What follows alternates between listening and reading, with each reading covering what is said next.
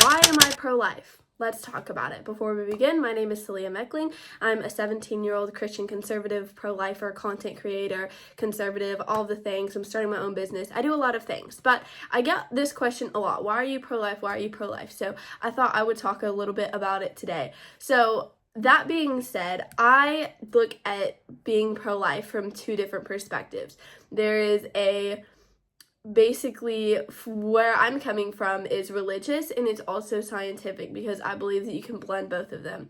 I'm a Christian, so I do follow the principles of the Bible, and I believe as a Christian then that is going to influence my thoughts on all these things. So when a lot of people don't like that Christians defend a lot of their stances because of the Bible, I hate to break it to you, as a Christian I'm going to do the exact same thing, because all of my beliefs and my opinions come from the Bible as a Christian. That being said, I'm going to talk about being pro-life from the scientific perspective first. So scientifically, baby's heartbeats start at around 5 weeks is when it starts beating, but around week 6 is when it picks up on the ultrasound. So clearly the baby is alive, and there's so much scientific proof out there of when the babies start having their heartbeat. And as a society, we look at life and we value life through the lens of if it has a heartbeat. And a lot of people try to demonize this child, this baby in the uterus, in the womb, by saying that it's just a fetus and it's just an embryo, when really it's a baby and you can truly tell. So if a baby has a heartbeat at around 5 to 6 weeks, when do most women find out they're pregnant? Well, most women find out they're pregnant between week 6 through 8. And obviously when you find out you're pregnant, you're not going to immediately get an abortion. And what a lot of pro-abortionists say is, well, it's just a clump of cells. But that baby has a heartbeat before the mother even, for the most part, ever finds out that she's pregnant. And that is just proof that if we as a society look at a baby having a heartbeat as worthy of life, then why don't we see it the same way when it's in the womb? And if you are not a pro-lifer, when do you believe that a baby comes to life? Is it once it goes through the birth canal? Is it once it can have viability? Once it can live outside of the womb? But then all of those things get a little interesting. If the way that you value life is viability, and if a baby can live outside the womb, we're having technical advancements all the time. And so that number is slowly starting to become weeks sooner and weeks sooner. And who knows with technological advancements when that will be. And really, when you go back to the basics, if you value life, then you're going to value the most innocent form of life.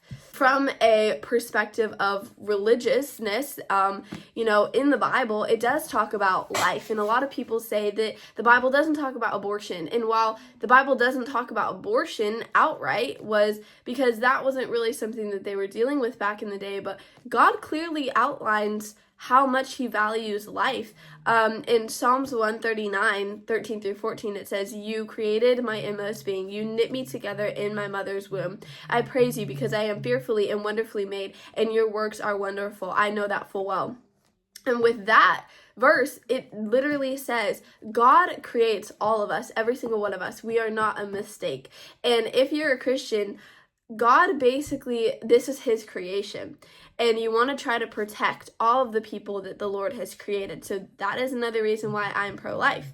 And also in the Bible, it talks about the fact that we should not murder. Well, if a baby has a heartbeat, and as a society we see having a heartbeat as worthy of life and valuable of life and being alive, in the Bible, it says that you shall not murder, which is one of the 10 commandments in Exodus. If we apply all of this to the situations that we see today, then most people would be pro-life. And here's where a lot of people get hazy. Well, what about, if a girl got sexually assaulted and she's pregnant? What if this wasn't planned? All of the things. And I have so much love in my heart for all the people that have gone through an unplanned pregnancy, all the women who have been taken advantage of, and that is wrong, and there needs to be consequences held for the man in that instance, and there needs to be stuff that goes on there. Again, I don't know what that would look like, but two wrongs don't make a right. And a lot of the times, once a woman has had an abortion, depression rates skyrocket, anxiety skyrockets, regret skyrockets, grief skyrockets, and abortion has hurt a lot of women. You know, there have been abortions that have gone wrong. There have been women that have regretted their abortions the rest of their lives. I mean, I know somebody who has regretted her abortion, and it's so sad to see that, you know, and it's something that needs to be talked about, is the side effects of having an abortion. And once you get pregnant, your body starts to change to prepare for having a baby. Ripping that baby away from its mother is obviously going to leave complications for the mother. Not only that, if you've never watched an abortion, go watch what an abortion looks like, because it is heartbreaking. And just to keep it easy for you to, basically what it does is the baby inside the womb, they inject numbing stuff down there, and they rip off the baby's legs first, and then the arms, and then the abdomen, and crush the head of the child, and scrape it all out, and put it on a petri dish, and make sure all the parts are there. And if you think I'm lying, please go look up what it looks like, and just be aware that it is really traumatic to watch. And I know that there are, if you're a kid, I wouldn't recommend watching it, but it is the truth of what an abortion is. And I fully believe that if you're going to support it, or if you're going to be against it, you need to at least know what it looks like.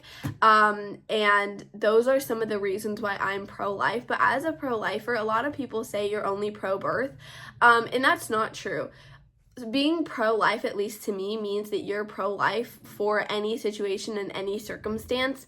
That means people in Gaza and Sudan, in Nigeria. That means homeless people. That means kids that are starving.